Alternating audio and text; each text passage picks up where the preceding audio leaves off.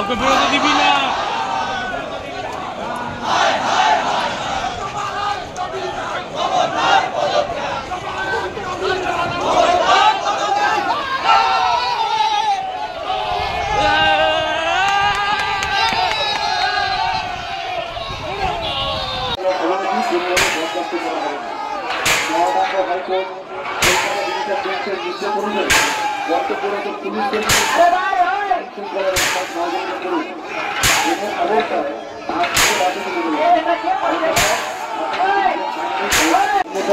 আপনাদের বিরুদ্ধে আইনানুগ ব্যবস্থা নেওয়া হবে।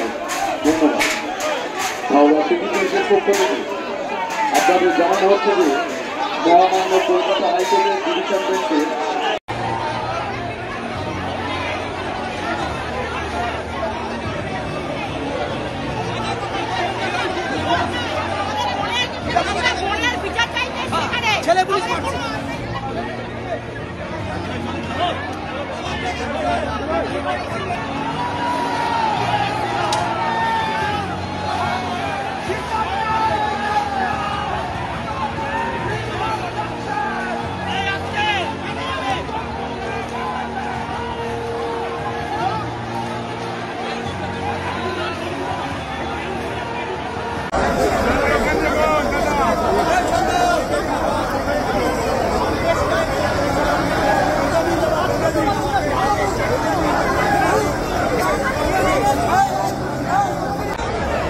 মুসলমানরা দেখুন, রেবেকা মোল্লা হাত ভেঙেছে।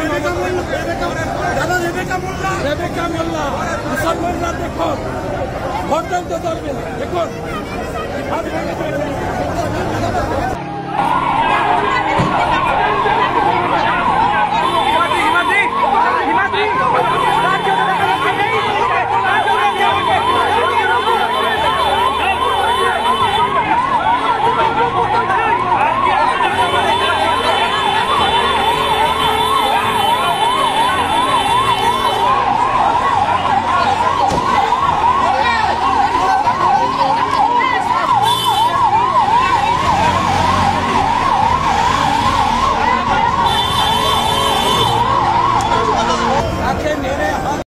সমস্যায় অর্থাৎ অভয়ার বাবা, তিনিও আপাতত সাথেই থাকবেন।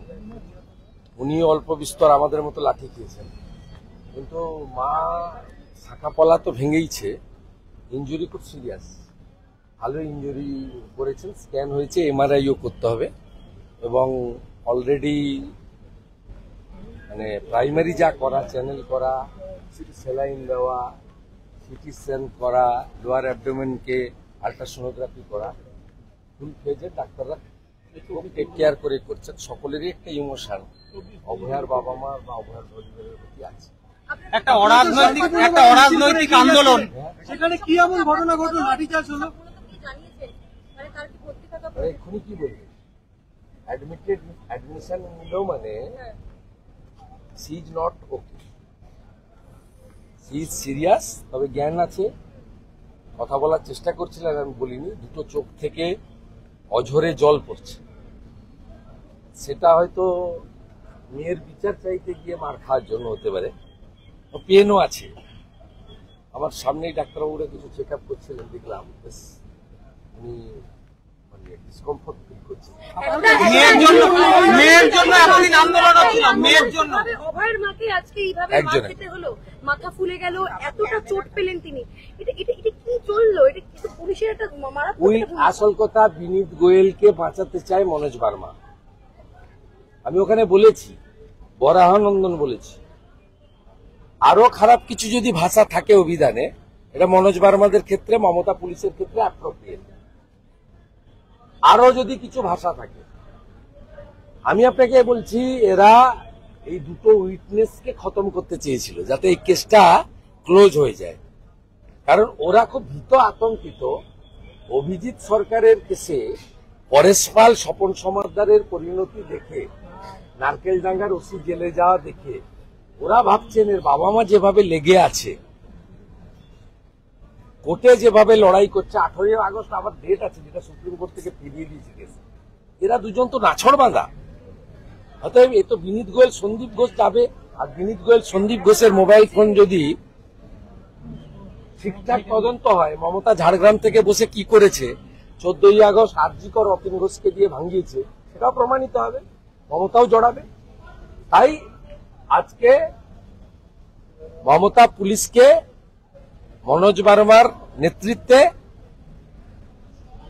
মানে একেবারে হিংস্র কুকুরের মতো এদেরকে তাদেরকে লেলিয়ে দেওয়া হয়েছে, বাবা মা সহ আন্দোলনকারীদের।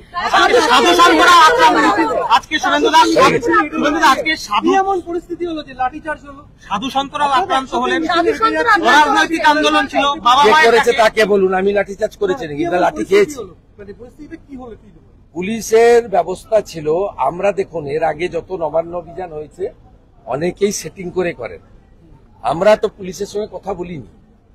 সেই কারণে জাভেদ শামীমরা, সুপ্রতিম সরকাররা, মনোজ বার্মারা বলছিলেন কে ডেকেছে জানি না, কত লোক হবে জানি না, কোত্থেকে হবে জানি না, কেন বলে করতে হবে? হাইকোর্ট তো বলেই দিয়েছে এটা রাইট। আপনি ভিডিওগুলো দেখুন, ওয়ান সাইডেড, একটা সিঙ্গেল লাঠি ছিল না কারোর হাতে, কতগুলো ব্যানার ছিল, তাও প্লাস্টিকের স্টিকে, একটা লোকের হাতে ইট পাথর ছিল না।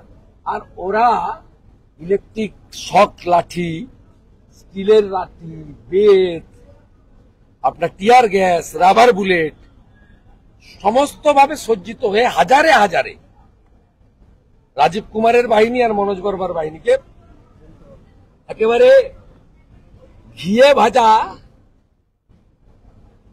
মানে পাগলা কুকুরের মতো লেলিয়ে দেওয়া হয়েছে 30-40 হাজার আন্দোলনকারীর উপরে। সাধু সন্তদের উপরে আক্রমণ করা হলো। করবেই তো, হিন্দু বিরোধী সরকার বলেই তো ওর বাবা ওর মায়ের শাখা পলা ভেঙে দিয়েছে, সরকারটাই তো হিন্দু বিরোধী। এখানে আরো বেশ কয়েকজন জখম হয়ে ভর্তি হয়েছে, সজনের মতো আরো জখম হয়ে ভর্তি হয়েছে। এখানে মোট অ্যাডমিটেড হয়েছে এখনো অবধি 6 জন, তার মধ্যে রেবেকা মোল্লার হাত ভেঙেছে, মাথা স্টিচ হয়েছে, স্ক্যান হচ্ছে, ইন্টারনাল হ্যামারেজ থাকতে পারে।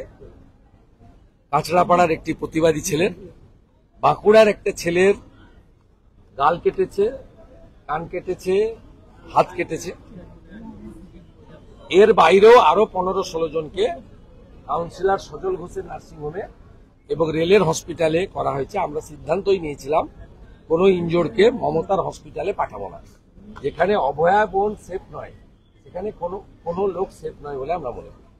তারা যখন আসলেন রাস্তাতে বিভিন্ন জায়গায় বাধা পেলেন, পুলিশের তাদের আটকালো, গাড়ি থামিয়ে ছবি তুললো, বারংবার এই বাধার মুখে তারা পড়লেন। সকাল 9টা থেকে বেরিয়েছি, 12:30টার সময় পৌঁছেছি। আমি হসপিটাল কর্তৃপক্ষকে অনুরোধ করলাম একটু কিছু খাবার দেন বাবাকে। 9টার আগে বেরিয়েছে, এখন বিকেল 5টা বাজে, কমপ্লিটলি অভুক্ত। যার হুঁশ আছে তার নাম মানুষ। আমি মনে করি এই রাজ্যের মুখ্যমন্ত্রী হুঁশ নয়, হুঁশ নেই, তাই তিনি অমানুষ।